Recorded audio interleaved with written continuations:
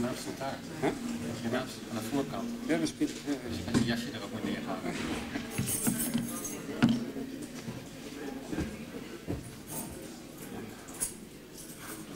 Ja, ja, ja.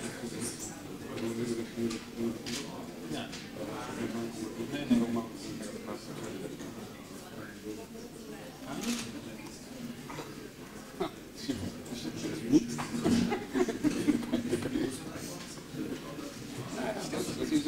Emotioneel is het. Komt goed aan.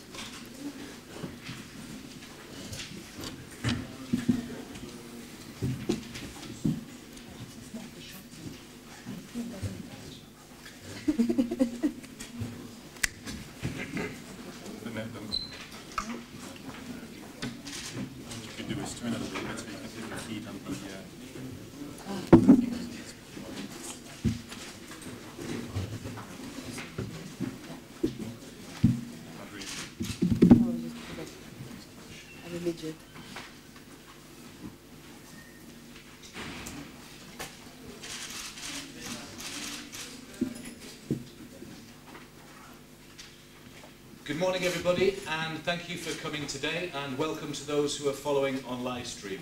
Just as a very quick point of housekeeping, please switch your phones to silent because we will be recording the press conference. My name is Sam Taylor, I'm the Director of MSF in Ireland, and I'll be moderating today's press conference. Very quickly, in terms of a running order, I'm going to briefly introduce why we're here today and our participants. Dr. Joanne Liu will then give a very brief presentation about some of what she saw and heard in her trip to Libya last week. Then there'll be a question and answer session of around 30 to 40 minutes. Following that, there will be an opportunity for some of you to have one-to-one interviews with the three participants. If you want a one-to-one interview, please see my colleagues Christophe and Bas, who are around the room. Yeah. And they will set up an interview in the atrium for video and photos, if you need. So we have a wide range of expertise on the panel today. We have Dr. Joanne Liu, the International President of Médecins, sans Frontières. We have Ariane Henkamp, who's the General Director of Médecins, sans Frontières and was in Libya earlier this year. We also have Jan-Peter Stellema, who's an operational advisor from Médecins, sans Frontières. He's responsible for the operations that we run there. Dr. Liu has just returned from Libya, where she visited MSF medical teams working in detention centres in Tripoli and witnessed firsthand the horrific situation the migrants and refugees detained there are facing. During her time in Tripoli, she heard harrowing accounts from detainees who've endured ill treatment and extreme abuse, including sexual violence, forced labour and extortion. In an open letter addressed to European leaders that was published today, Dr. Liu strongly denounced their determination to block people in Libya at all costs, as well as their complicity in suffering of thousands of men, women and children. Copies of that open letter have been printed in several European newspapers today, and hard copies are available here. We are calling for an end to the horrific abuse endured by those detained, and we highlight the criminalisation of those who seek to help people on the move and the continuing externalisation of European borders in an effort to ensure refugees and migrants are kept far from European shores. So I'll open the floor to Dr. Liu, who will make a brief statement followed by your Q&A. For your questions, please identify yourself as the agency you work for. Over to Dr. Liu.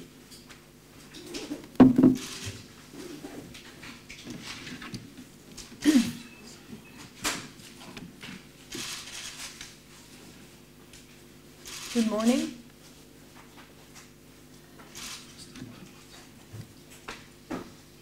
What I saw in Libya was the most extreme incarnation of what human cruelty that I ever seen. In Libya, a business model is making profit from despair. It relies on smuggling people. Thank you. It relies on smuggling people in the country and enslaving them at an industrial level. European leaders are complicit, and we want their response. They are congratulating themselves on the success that fewer people, that fewer people are landing on their shores. But let me paint you a picture of that success. When I entered the detention center in Tripoli, this huge guard swung open the door and literally beat people back with a wooden stick. A sea of emaciated people huddled, knees to chest, beaten back like animals. They were whispering, their hands reaching out. Get me out of here. Help me. This is what European leaders call success. All I could tell those whispering people is, I hear you. I hear you. And now I'm going to tell you. MSF referred a few patients to the hospital, and I was able to talk to a few of them. One was a pregnant woman who had fainted in the detention center after being forced to stand for hours on one foot in the sun. She said, "My heart flew away from me while I was standing there." And then later on, she confided to me how a pregnant woman was raped while her husband was being beaten in the public court in the detention center. Pregnant women are especially targeted in detention centers, even singled out to be raped. Let's be clear. We are talking about systematic cruelty used to break people, to torture them, and to get money out of it. I spoke to a law student from Guinea who had come to Libya to study. He was starved in the detention center, becoming so malnourished that he needed to be hospitalized. It took 1 month to treat his malnutrition. After his recovery, he would be going back to the detention center where he will be starved again. He couldn't look at me when he was talking, as he told his stories. Tears were just dripping from his cheeks. And I kept asking myself, what are we doing here? Fattening him up until he is well enough to be sent back and starve again?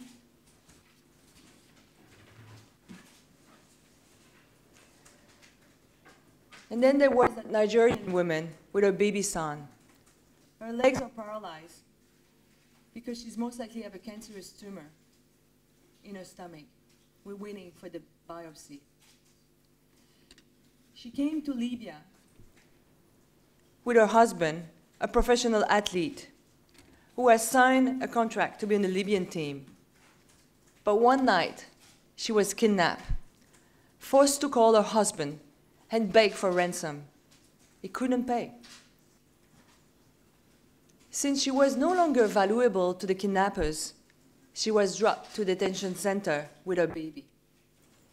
Since she has been kept for 2 months in the detention center, not allowed to call her husband, not allowed to leave. This shows you the web of money-making surrounding the detention centers, the enterprise of kidnapping, the cruelty. We do not have the full picture of the whole situation. We have seen that those who have no money making are thrown into the detention center where they are starved, tortured, and even disappear. These are few examples of what I saw, or what MSF teams every day see. This situation has been publicly documented, including in reports by the Human Rights Commission. We have met with several European leaders and told them for months those stories. European leaders need to face up the fact that forcing people back to Libya is an obliteration of their basic humanity. This is their so-called success. Knowingly feeding people to criminals. And tell me, how can we be okay with this? Rather than trapping people in Libya, we must find them a way out. And we must not force them to return to Libya. We must open up other options, humane options. So today, we are making a public appeal, sending this open letter to governments in Europe, asking leaders to publicly position themselves on what is happening in Libya today. Are they okay with containing and sending people back to where they would be raped, tortured, and enslaved? Are they okay aiding and abetting criminals and smugglers? Thank you. And just to make clear, at the beginning of Joanne's speech, because the microphones weren't working, she described what she saw in Libya as the most extreme incarnation of human cruelty that I have ever seen. So I'll open the floor now to questions. Please identify yourself. My name is Philip from microphone. Sorry, yeah.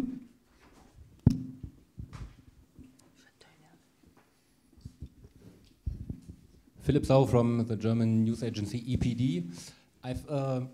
The question, are you sure that you also were in detention centers where people have been brought back from the Coast Guard? The background of my question is that many leaders agree that there are horrible conditions in detention centers, but they say when they are brought back by the Coast Guard, they are brought to official detention centers where they help to better the conditions. So are you sure you have been in detention centers where people were brought back from the Coast Guard? Thank you.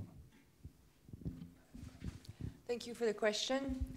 Actually, the few days I spent there was the day that there were people who were intercepted on the Mediterranean Sea, and then more than 200 people were brought back from the sea to those detention centers.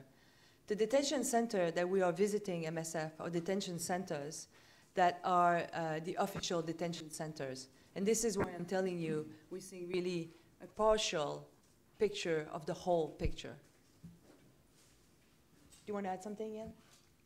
No, only that I can confirm that on a regular basis, not only in the past, but also in the past 2 weeks actually, we, our medical teams, have seen indeed hundreds of patients that were intercepted at sea. And we are working indeed in so-called official detention centers.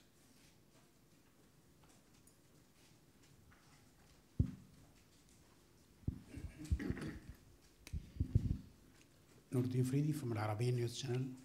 I would like to ask you to give us some precise detail as far as you know how many detention centers are in Libya.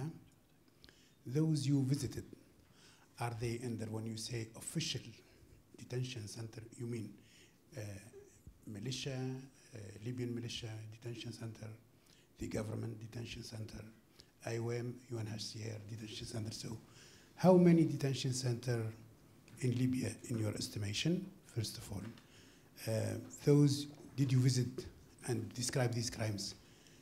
In which detention center, under which authority? And do you have any general idea how many migrants are in these in the picture in Libya, let's say in the detention center? Thank you. I'm just going to say that I'm going to just tell you for what I saw were the detention centers that are under the governance of what we call the DCIM, the Detention Center for Illegal Migration. And this is where we are working, MSF, but I will let Jens to complete because he got the more full picture since he's been following the operation. Yes, from the beginning we have chosen to work in those detention centers that have an official line with the central authorities. UNHCR reports about 40 official detention centers. There's many legal detention centers. There's many other ways and places where people are kept prisoner. We have chosen to work in these official ones because we feel that we shouldn't only do medical work, we also want to address what we see that should be improved. So that's what we've done continuously in the past as well. You're asking me names. I'm not going to provide them. We're working at this moment in 8 detention centers. We've been in more, but overnight sometimes detention centers change by whoever controls them. Many times they're militia, and when militias manage to conquer a different area, the management change overnight, and MSF will have to renegotiate access to that individual detention center. I would also like to stress here that we are working with Libyan colleagues, we are working with other Libyans, and this is not an accusation towards Libyan nationals as such.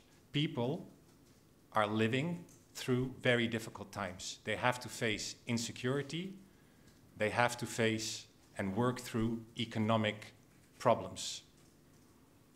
Not all Libyans are bad, the opposite. Most of the Libyans, I would say, are good. I would like to have that on the record.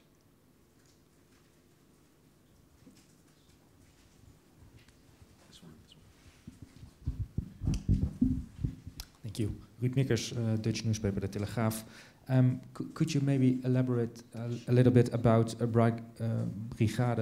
Brigade 48? I didn't read anything about that in the letter, but they have a big role to play in the human trafficking recently.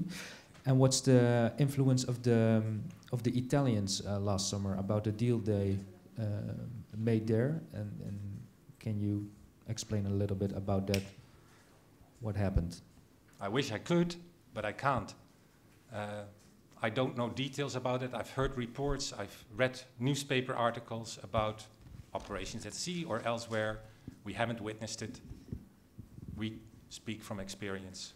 And for this I have to invite journalists to look further into that. I don't have any details about that at this moment.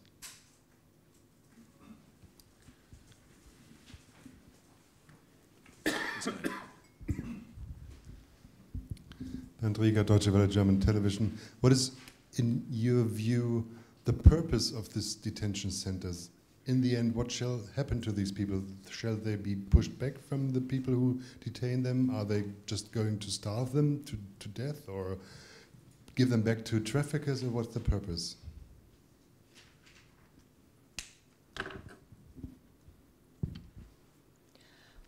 I don't think I can answer you what is the purpose of those detention centers, but what I can say is the living condition of those detention centers are not humane condition, and then we cannot send anyone back today, and we should not do anything that will converge in sending back people to those detention centers. And I wish I could convey to you, I really wish I could convey to you what I experienced when I was there. Because the suffering, and basically how I will describe those detention centers, are for me manufacture of suffering at industrial level. And I cannot believe that indirectly or directly any European government would like to contribute to that kind of manufacturing.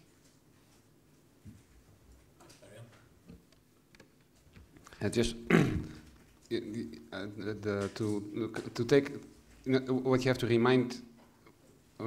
reminded of, that we are working in the most official detention centers that are nominally under government control, yet in practice controlled by militias. And so we are working in some of the better environments. And so what Joanne is describing here is replicated throughout the country, but is worse elsewhere where we as MSF are not working. And even in these nominally official detention centers, it is clear to us that the purpose of holding these people there is to gain control, to gain power, to gain legitimacy in the face of other militias or the face of the government, or simply and primarily to make money out of the business that is there. So they make money out of holding people in these conditions. And for us, it's very, very, very, very, for our teams, it's very uncomfortable too to be sitting in a situation whereby we are keeping people healthy so that eventually these militias can make money out of their suffering. They do so by selling them on to smugglers. They do so by exploiting them for forced labor.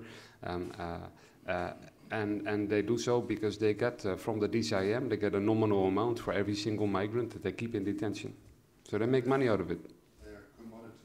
Yeah, these people are nothing, and I was there 6 months ago, it's some time ago, but I came back with the same impression. These people are completely stripped of any dignity, of any autonomy. They can't decide anything for themselves anymore. And the only thing, I mean, I've not seen this in any other place where I've worked in MSF, and I've done this work for 25 years. The only thing that they seem to be saying, and if they actually dare to speak to us, which they often don't because they suffer the consequences of speaking to us, they say, help me, let me get out of here. I want to be anywhere except in this place. So yeah, they're commodities. Tommaso Gallavotti, ADN Kronos News Agency from Italy. Just a clarification, if I may. Are you saying that those conditions are, you found those conditions in the official camps managed by Libyan central authorities? I mean, if there is a central authority, in which the migrants are brought by the Libyan Coast Guard, which is financed by the European Union? Is this what you said, that there are rapes and so on? I think the short and clearer answer is yes.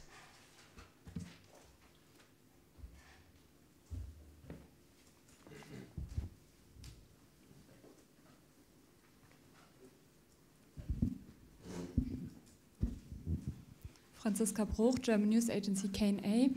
I have one question. A lot of people also ask to step up the humanitarian aid in Libya in these centers. Now what you told us also about the control in the centers, do you think this is something possible? Are the conditions okay for that, or will it be too difficult even to step up the humanitarian aid there? Yeah, I mean, you know, this is the stock answer of governments when they're saying, you know, we will help these people when they're in Libya. The truth of the matter is there's almost no international presence of any international organization in Libya today, and that's for the reason that it's too insecure, it's too dangerous. It's not only dangerous for migrants, it's also dangerous for embassy personnel, for journalists, for aid workers, and so UNHCR and IOM have very, very, very little capacity. They have to rely on very well-meaning and capable national staff, but they are also in tricky and dangerous situations, and they can't confront these militias, people with guns who basically control an area and therefore control a detention center, because that's how they make their money and gain their legitimacy. So yeah, the solution of saying we will give money to UNHCR and IOM and they will make the situation better, and so it's okay for these people to stay in Libya, it's an illusion. My question has just been answered. Any more questions? Yurikushi showed the newspaper Le Soir in Brussels. You said that we must find a way out and more humane option alternatives. Of course, it's not your job to manage governments or public policies. Still, you might have ideas about what are realistic alternate options to what is happening and what you saw. Thank you.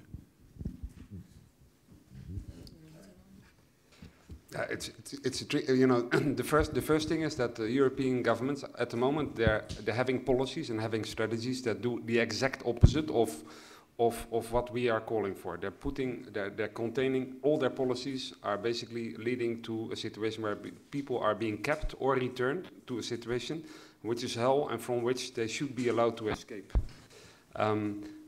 Whether there's other options in order to be able to get them to safety, there are, I think, a number that can be reasonably contemplated. None of them are without any problems, without any political problems.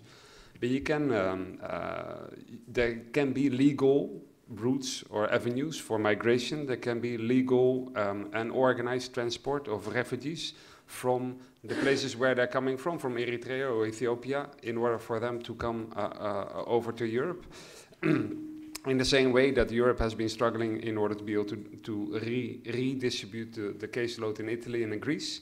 You know, the same policies and the same strategies and the same mechanisms could be applied in order to be able to avoid, and I fully agree with that, avoid at all costs that people have to travel through Libya, which is their only avenue to come to Europe today, because Libya is a place where they should not be. They should not enter, and they should not use it as a transit, and they should not feel forced to go through Libya in order to come to Europe. Just one point of clarification there, you know, and this is what struck me when I came first to Libya, you know, we always have this idea that Libya is a transit place. You know, people are transiting through Libya in order to be able to come to Europe. The reality, that's part of the reality, it's true, because people don't feel that they have any other option, and they try their luck. But there's also many people who have been living and working in Libya already for years, and that's the vast majority. And these people are also sucked into this system of abuse and exploitation, because that system is there, and they prey on these people, on the same people. And I've met people in detention centers, you know, a guy who said to me, I've been living here for 30 years, my family is around the corner, I was walking on the block and they picked me up and they put me in the detention center a couple of days ago. My papers are over there, I've got a job, I've got a wife, I've got kids. And this is not an isolated story. These are people who have been living. Libya has been a place of migration and economic migration already for decades. And these are the very same people that are being sucked up in the system of abuse in the same way that people who are coming through Libya and are trying to get to a place of safety or a better life in Europe are also being sucked up and abused in that system. Sorry. I just want to add something, because I just want to be, I want this to be absolutely clear that I know that there would be no magic wand and there would be no quick fix to what is going on right now. But it's the reason why we're writing this letter today is that something fairly simple is to at least stop sending back people to that nightmarish land of Libya today. We cannot do that. We have to stop that. And this is something that is in reach, like it is as well in reach to stop intercepting boats where there are people out finding to get a way out and bringing them back to the detention center. Because what is going on right now is we have this cycle of people finally escaping or buying themselves out of a detention center to be intercepted by a boat from the Libyan coast and being brought back to the detention center. And some of them have done it once or twice or 3 times. So that is at least one possibility, and then all the other possibilities that Arjen has been speaking about. There is, following up to what you just said, there is a very common view, but which is absolutely never said publicly, but all of us who follow closely EU politics among else, know that here, like it was with the Turkey, with the Balkan route, there is a very widely spread idea among the governments or politics that by sending people back, by letting this happen, is one of the way, maybe for some the best, to discourage them from taking the migration routes. What, of course, this is never said publicly, but everyone knows that this is very much one of the layer of this policy. What do you say to that?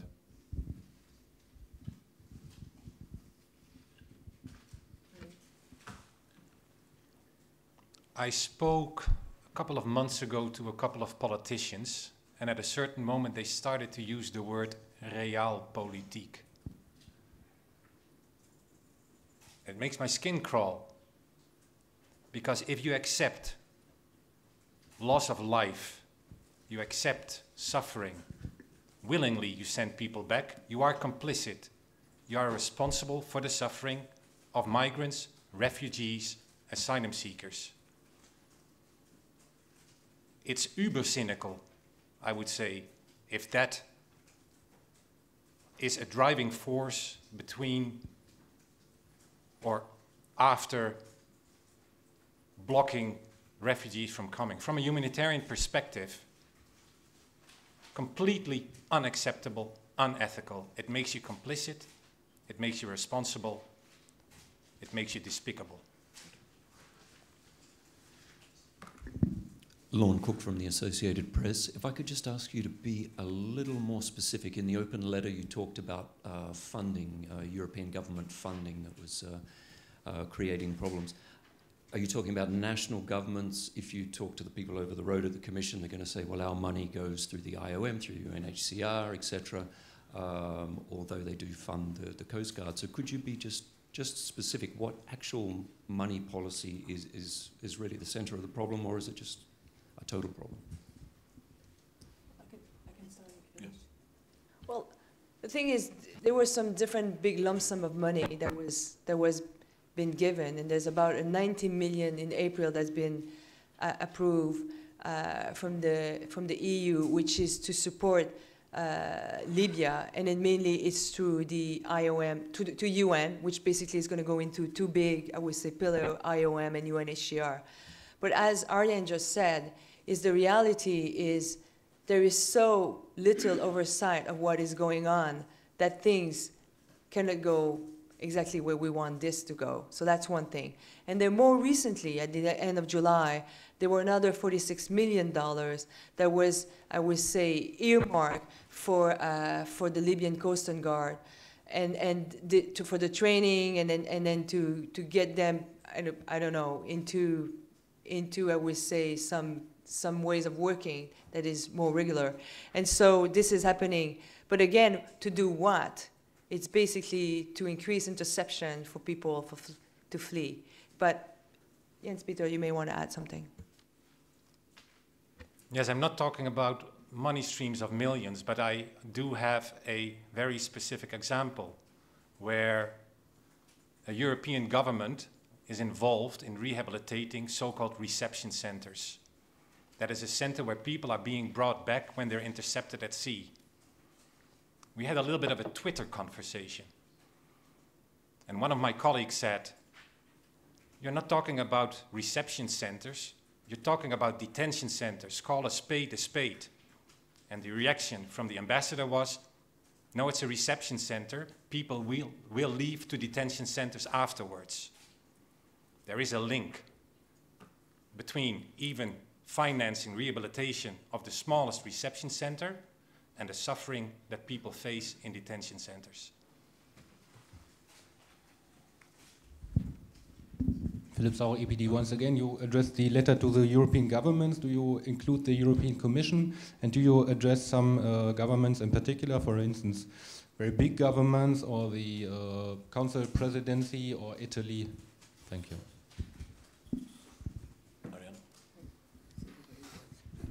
Yeah, well, you know, we're asking each government to position itself on some of these questions, because we see a direct link between policies and the suffering in Libya, and therefore the responsibility of these governments. And we're asking that question to them: are you okay with the consequences of your strategies. We want them to. Of course, we are. I think in particular we're looking at a number of governments like the Italian government. We're looking at the French government, the German government.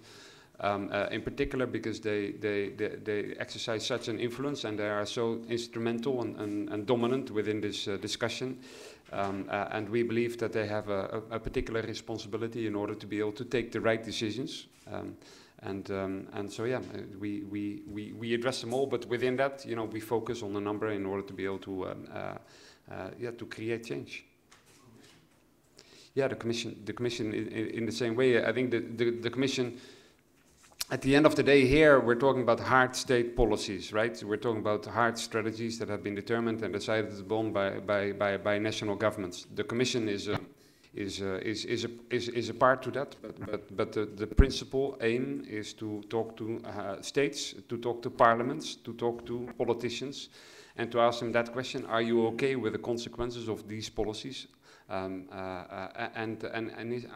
your politicians and your parliaments okay with the choices that you seem to make that create suffering of individuals that are being contained by your policies in Libya today?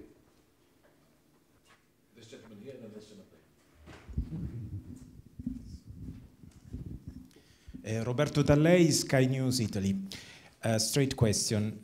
Are you saying that the short-term solution is to let these people arrive to the Italian coasts?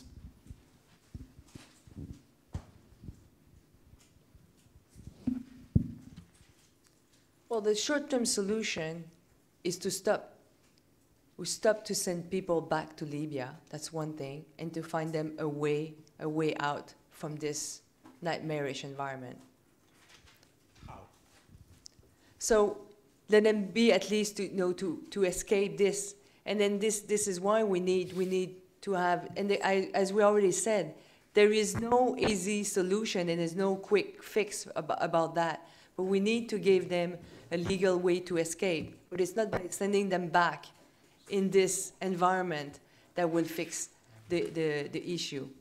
I'm going to add something to that. We're not, even though our name might suggest it, we're not for open borders as such.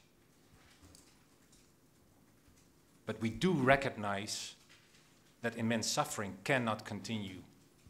Joanne talks about longer, medium, and short-term solutions. That's exactly what needs to be in the mix. People shouldn't have a choice between dying in Libya or dying at sea while risking the journey.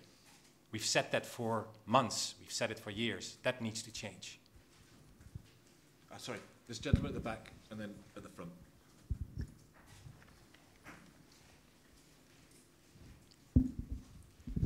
Jakub Rozpěva with the Czech news agency. Is there a responsibility or a way to involve Libyans themselves into solving this problem? I mean, are they just powerless?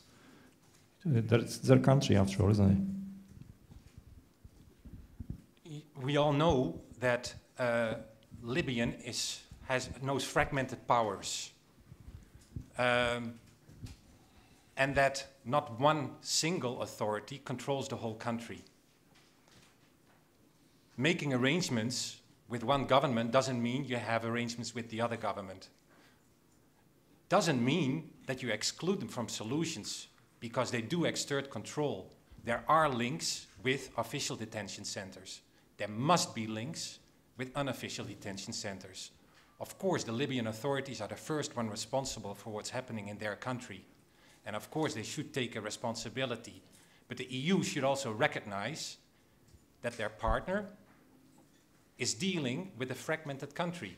So you have to be very careful to believe if arrangements you make are actually to be executed.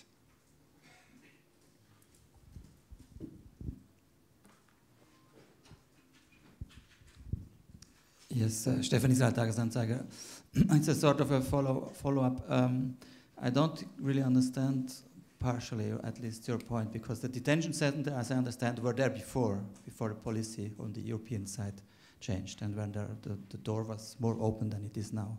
So what would it change if the door is open again and people are not prevented from coming. Maybe even more people would go to Libya and we would be stuck in this business of smuggling and being exploited. Are you pleading in a way indirectly for a military intervention, for example, that these camps are closed, or what would you suggest? Thank you.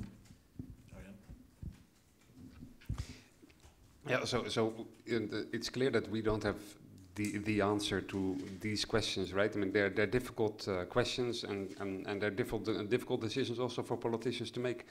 We're not pleading for any military intervention. We're just pleading for be realistic about the situation that you face. You face a situation whereby there's no organized administration that can execute any policies in Libya today as a result of the insecurity that has been created partially by previous military interventions. And you face a situation whereby this system of detention, which has been in place already for decades, and which had gotten a real boost when Gaddafi made deals with Berlusconi, a number of years back. Before that, there was no system of detention, but here we face a system of detention that is ingrained, that is a significant part of the economy, and where a lot of people are making money out of that system of detention and the abuse and the exploitation of the people. So that's basically the starting point, and you cannot build a policy and a strategy that basically then pretends that this system is a normal system with a normal policy, with a normal administration, that you can basically throw some money in and then everything will be okay. So the first point is be realistic about the situation that we face. Second point is, there's always going to be consequences of any strategy, but here, what we're saying, the political decisions, the political policies that are being put into place by European policy, by European states, are creating human suffering at a scale that we have, that I have not seen, and an intensity that I have not seen in my MSF career for a very long time. And so they have to be conscious of those consequences, and they have to take that into consideration. And we are saying those policies cannot continue. What the solution then is, anyone's guess. People have written about it, you have written about it, and it's an incredibly hard question. We can't answer that. We don't pretend to be, an expert on those questions, but we are an expert on human suffering, and we see it here, and we see it as a direct consequence of some of the political decisions that European states are making.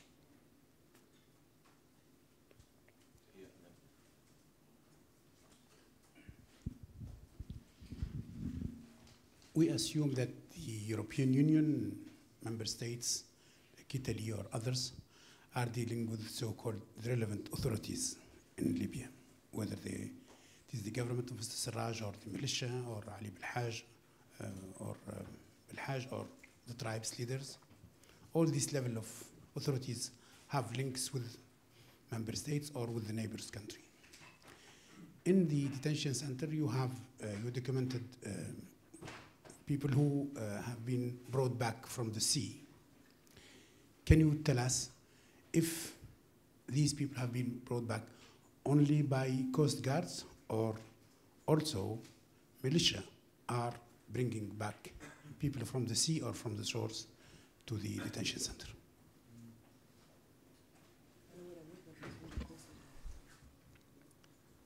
I saw a report yesterday on television where a journalist had done investigations and found out that there were close links between Libyan coast guards and militias. So at one hand, you have an official body, and on the other hand, you have a group that thrives from illegal business. I think the distinction, if that is true, doesn't make so much a difference, because you could argue it's one. Not always, but there's definitely information available that there are links. Patrick, Deutsche Welle again. Just one short question. Are you addressing your letter also to the countries of the home countries of these migrants and refugees? Are they somehow also responsible? Could they do something, or is it only the European Union?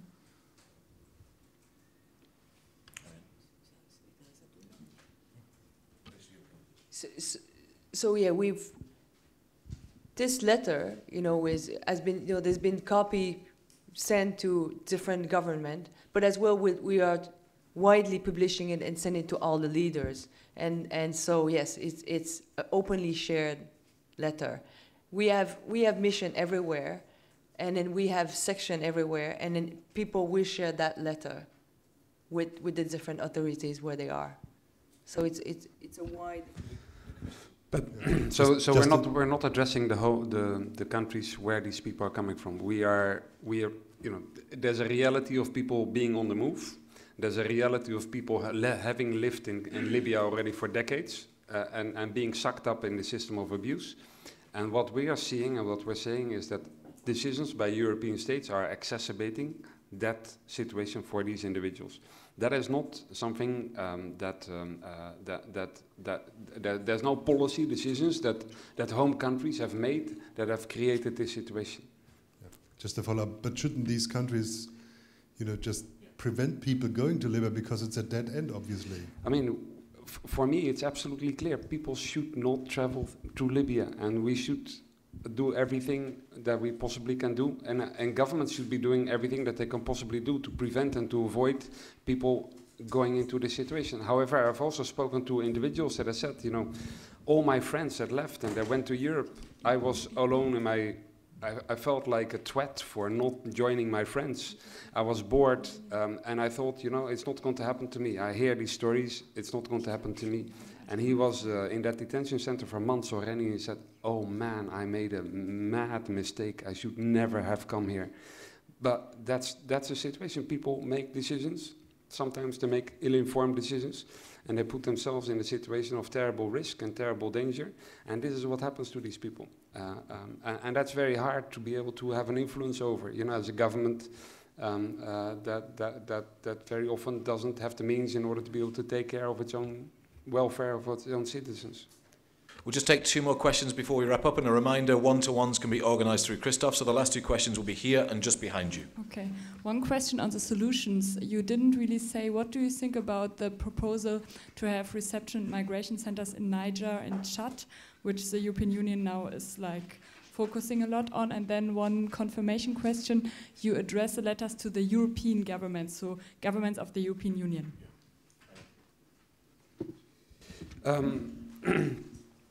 So any solution that allows people to organize in a safe manner, to travel in an organized manner, in a safe manner towards their country of final destination, whether that's for immigration purposes or for seeking asylum, we are we are in favor of that, as opposed to basically forcing people into a funnel of abuse and exploitation and risk, either in Libya or in the Mediterranean. Of course, European governments have difficulties making that system work on their own soil in Italy and in Greece on something that they've decided already a couple of years ago. So it's not as easy as saying, we'll put it into place in countries like Niger and or Chad or other countries in Africa, and then imagine that it will work well in the absence of any degree of oversight and legal scrutiny, etc., if they have such difficulties making it work even on European soil. So there's a lot of questions that I would have and doubts that I would have in terms of whether that solution would actually be a solution or a smokescreen and a mirage, just as many other solutions like, we'll support UNHCR and our own, then everything will be okay in Libya. Last question. Giovanna Fagionato, Lettera 43 Magazine, Italy. Could you specify which is the role of IOM on the field? I mean, have you ever had contact with them, and which is their role in this system of exploitation? And if you can also specify when you visited the detention center. We visit detention centers on a daily basis. Some detention centers we visit twice per week. We go with a mobile clinic team. We triage patients. We treat those that need urgent care. Sometimes there's patients that we're not allowed to see that are being kept from us. Sometimes patients have disappeared overnight. But we are, on a daily basis, present in detention centers. Then on our contacts or the work of IOM, IOM has various activities ongoing. I think the most well-known is assisting in repatriation of people in detention back to their countries of origin. I also know that IOM has been involved in rehabilitation of detention centers and some medical work. We are in touch with them. We are also in touch with UNHCR. We have found people in detention centers that have official refugee status, that have their papers. We go to UNHCR, we go to IOM, we go to their embassies, tell them we have specific patients under our care that need your assistance. Can you do something? Sometimes things happen, sometimes people are stuck for longer. But I would say in general, and I think I repeat a little bit what Arjan and Joanne have said, yes, there is a UN presence, and with that also an IOM presence, but it's not enough. And they're also dealing with a context that is insecure for them. So they must face the same obstacles that we do when we provide our medical care. Thank you all very much for your time and attention. For the one-to-ones, please see Christophe or Bas. If you need video or photo material, please see Christophe or Bas. Interviews will be outside in the atrium. Thank you again.